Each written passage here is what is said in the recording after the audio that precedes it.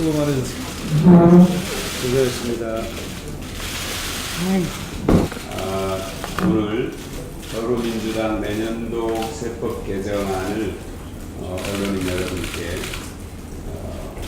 설명드리겠습니다. 이미 자료는 배포가 됐을 텐데요. 변재일 정책위 의장님께서 그 골격을 말씀드리고 그 중에서 최은열 정책위 부의장님께서 그 설명을 드리도록 하겠습니다. 저는 옆자리에서 이렇게 앉아 있겠습니다. 네. 예, 박광원 의원님은 기재위 간사이기 때문에 사실상 이걸 갖다가 총괄해서 끌고 가실 분이기 때문에 저희 같이 하시고요.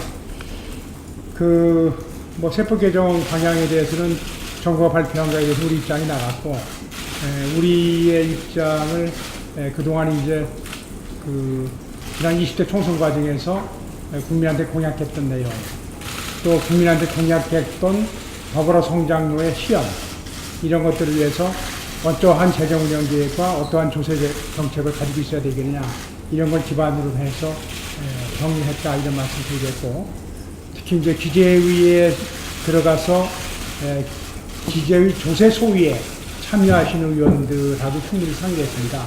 어차피 그분들하고 공감을 형성해야지 관철을 시킬 수 있는 것이기 때문에, 그래서 의원들께서 많이 공감을 해주시고 그분들이 말씀하신 내용 많이 반영시켜서 어떤 단순히 발표하는 것이 아니라 이번 정기국회에서 정부의 조세 개편안과 같이 논쟁을 벌이는 그런 각오를 하고 하여서 추진하고 있다, 이렇게 이해를 해주시기 바라고요.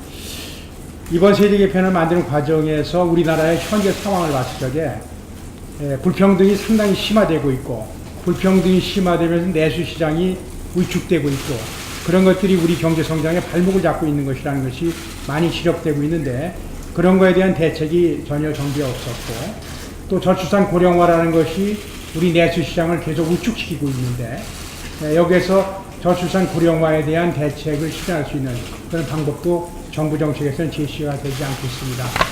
또 청년 실업률이 높은 실업률이 어떻게 본다면 이제 고착화되어 있는 것이 아니냐. 제가 보기에는 청년 실업을 시장에서 해결한다는 것은 거의 불가능한 상태가 온 것이 아니냐.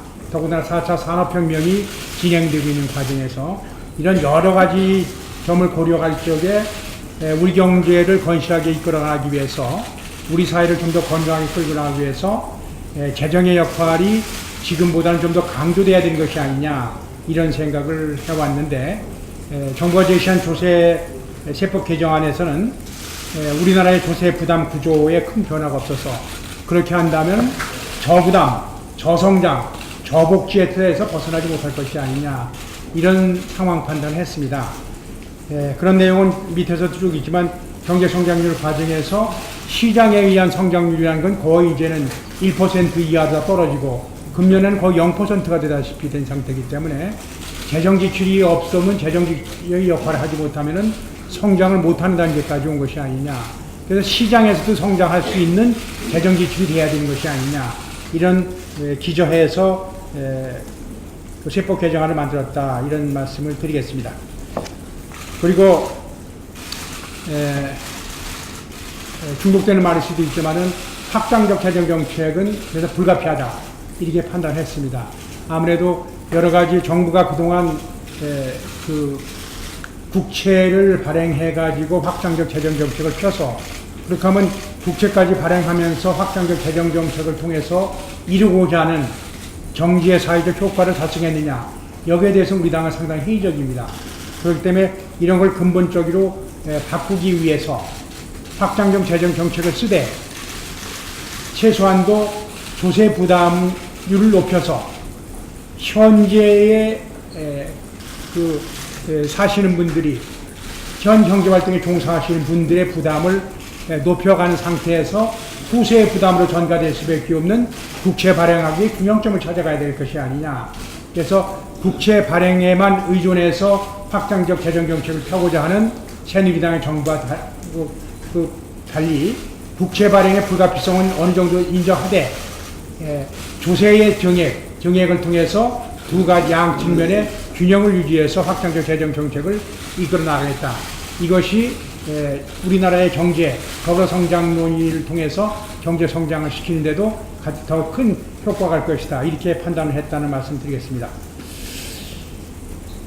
그리고 현재 여기도 나와 있지만은 이 박근혜 정부도 중장기 재정 정책을 가지고 있습니다. 재정 전망을 가지고 있는데 이번에 나타난 세법 개정안을 보면은 정부가 가지고 있는 중장기 재정 운영 계획하고 맞지가 않습니다.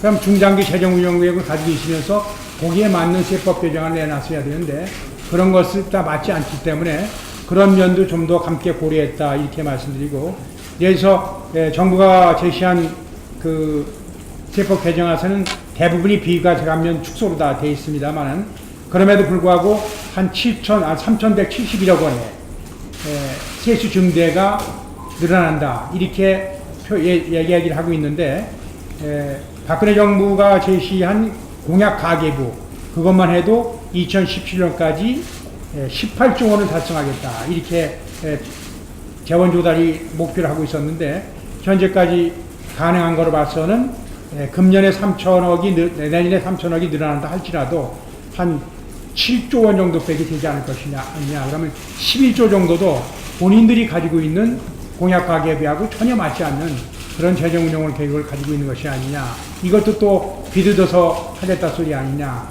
이런 지적도 함께 하겠습니다.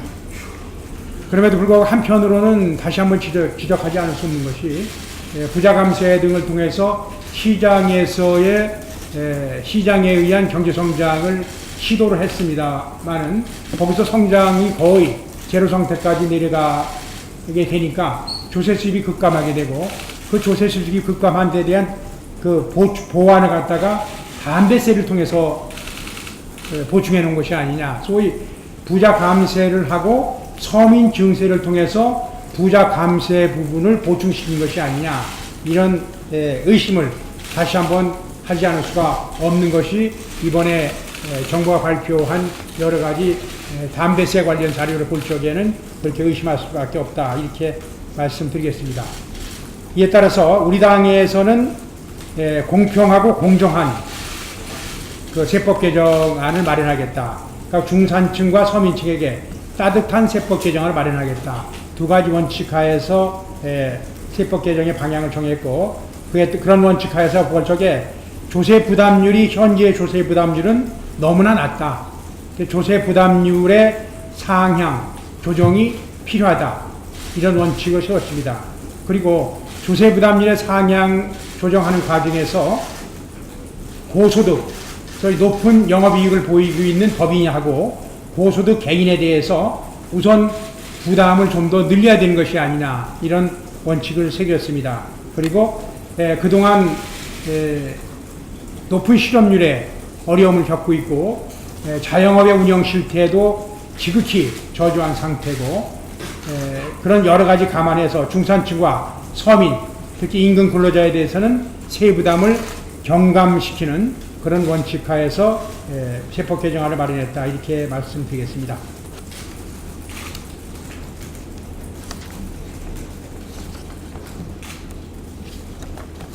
그 다음에 그쪽부터 몇 가지 현안 중요한 것만 말씀드리면은, 첫째가 이제 원칙 있는 공평하고 공정한 세제라는 차원에서 법인세 문제는 이번에 확실하게 당력을 기울여서도 한번 추진해 보자 합니다. 500억 원 초과 법인에 대한 법인세율 구간을 신설해서 현재 22%에 그치고 있는 것을 25%까지 원상 회복시킨다. 이것은 총선에도 공약된 사항이기 때문에 이번에 세법 개정 과정에서 관선시키도록 최선을 다하도록 하겠습니다. 특히 법인세 하면은 자꾸도 오해를 국민들이 하고 국민들한테 시킨 경우가 있는데, 법인이라고 해서 다 부담하는 것이 아니고 법인의 영업이익에 대해서 부담하는 것이기 때문에 500억 원의 영업이익이 발생하는 법인 같으면은 충분히 이 정도의 세부담은 해야 되는 것이 아니냐, 이렇게 판단하고 있고요. 고소득자에 대해서, 고소득 개인에 대해서도 과세를 좀 더 강화해야 되겠다. 지금 우리 사회가 상당히 양극화되어 있습니다.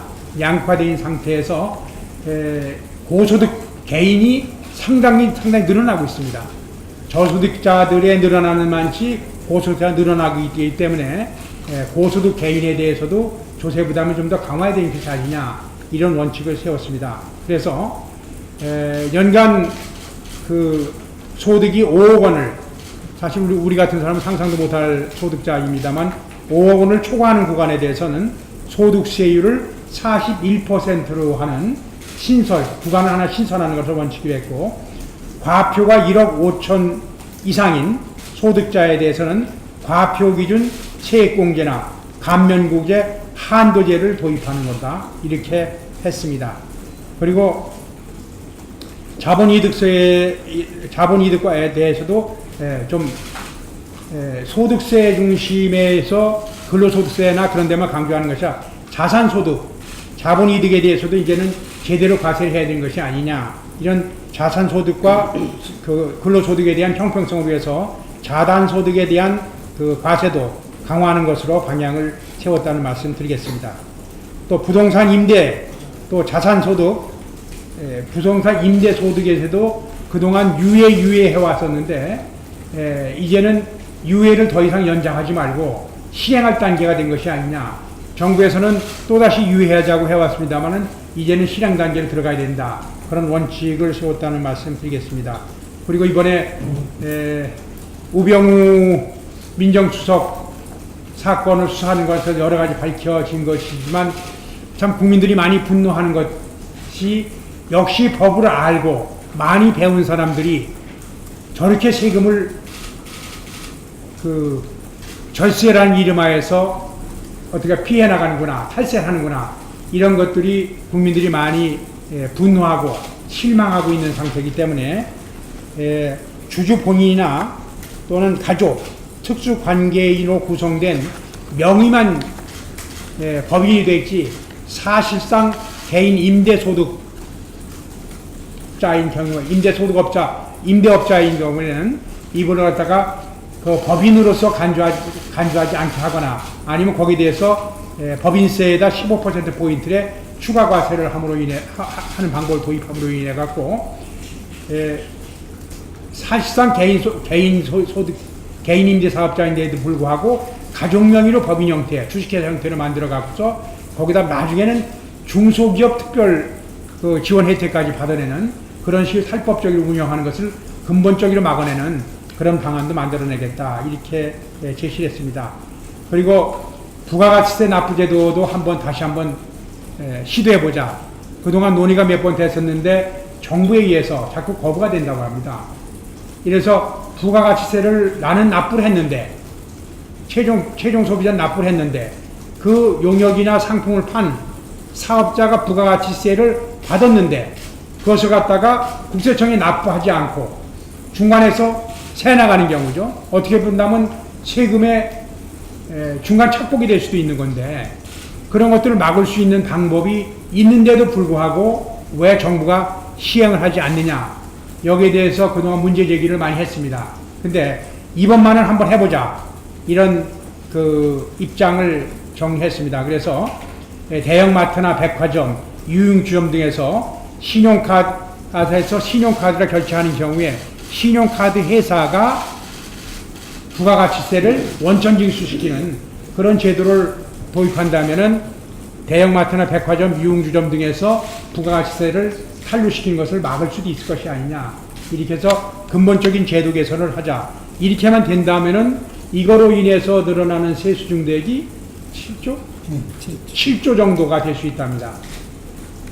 그래서 제도 개선만 하고 세무서 공무원들이 좀 더 열심히 하고 기획재정부 세제시에서 조금만 신경 쓰면 될 것을 갖다가 왜 그렇게 이런 것을 방치하고 서민 호주머니를 터는데 주력했었나 하는 것에 대해서 상당히 좀 의아하게 생각하지 않을 수 없고, 현금 영수증 발행 의무도 좀 더 하향 조정해가지고 중간중간에 진짜 시민들은 열심히 돈 냈는데 그것이 국가 재정으로 들어가지 않고 중간에 사라지는 거, 그런 것을 근본적으로 막는 노력을 이제는 하자, 이런 것들을 분명히 제시했습니다.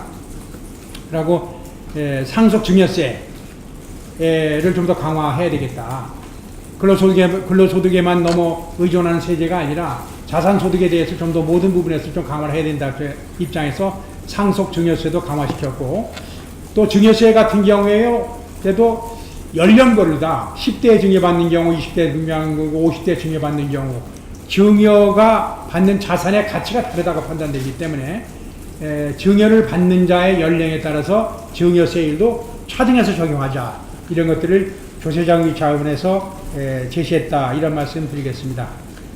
그리고 우리나라가 지난번에 최경환 부총리 시절에 세제를 어떻게 잘못 개편하고 거기 잘못된 개편안에 대해서 보완 수단을 만들다 보니까 전체 근로자의 48%가 면세자가 되어버렸습니다. 사실 다른 나라로 봤을 적에 미국이나 일본이나 유럽 국가들 봤을 적에도 대부분이 33%에서 35% 수준의 면세자를 가지고 있는데 우리 한 48%까지 갑자기 급증해 버렸습니다. 우리나라도 33%, 35%까지 내려갔다가 이런 것들이 정상적인 것은 아니지 않느냐. 국민 개세 원칙에도 어긋나고 또 이분들이 면세자라는 이유로 인해 갖고 권리를 주장하는데 여러 가지 좀 그 불이익을 받을 수 있다. 이런 여러 가지 생각을 하면서 이 분야가 다시 정상화되어야 되는 것이 아니냐. 이런 논의를 했습니다만은 원래 좀 거기에 따른 파장 등을 좀 더 검토하기 위해서 정부 여당 측과 한번 이 문제에 대해서는 심도 있게 논의해보자. 일단 문제 제기를 하고 그 문제에 대해서 정부 여당에서 어떻게 생각하는지 그에 따라서 해법을 찾아가는 그런 전략을 세우기로 했다. 이렇게 말씀드리겠습니다. 그 다음에 중산 서민의 따뜻한 세제 지원을 위해서는 기회균등 장기여금 차원에서 교육비에 대한 세액공제, 환급제도를 확대하는 것으로 했고, 근로장려금 제도도 개선해서 근로장려금을 받을 수 있는 자산요건 기준도 완화하고, 근로장려금의 수급 기준도 상향 조진하고, 근로장려금을 10% 정도 전체 줄 수 있는 금액을 상향 조정하는 방안을 저희가 제시했다는 말씀 함께 드리겠습니다. 그리고 영세 자영업자 중에서 부가세 납부 의무가 면제되는 그런 영세 자영업자가 있습니다. 이번 분들도 그동안의 물가 인상이라든지 여러 가지 요인을 반해서 부가세 납부 의무 면제 대상자를 현재 한 2,400만 원 매출액으로 보고 있는데 그걸 3천만 원 정도 상향 조정해 준다면은 그 어려움을 겪고 있는 자영업자한테 도움이 될 것이 아닌가, 이런 그 제도 개선을 마련했고, 또 중소기업과 대기업, 원청업체와 하청업체 간의 어떤 상생협력이라는 것이 경제민주화의 핵심도 될 수 있고, 성과 공유제 문제를 그동안 우리 당에서 계속 주장해 왔기 때문에 성과 공유제 도입 기업에 대해서는 법인세의 세액공제 제도로 함께 도입하는 것이다. 이렇게 세법 개정안을 만들었습니다. 또 전월세 문제로 어려움을 겪고 있는 서민들을 위해서 월세의 세액공제 한도도 확대하는 것으로 이번에 세법 개정을 만들었고, 중소기업의 일자리를 만들어나기 위해서 중소기업에 취업한 청년에 대한 근로소득세를 최대 현재 50%에서 70%로 확대 감면하는 방안도 함께 제시했습니다. 그리고 여성의 육아 환경 조성을 위한 세제로서도 여성의 육아 지원을 위해서 3개월 육아휴직급여에 대한 소득세를 면제하고 3개월이 넘어서 여성 육아휴직급여를 지급한 기업의 경우에는 법인 소득세액의 일부를 세액공제해주는 그런 방안까지를 함께 만들었다는 말씀을 드리겠습니다.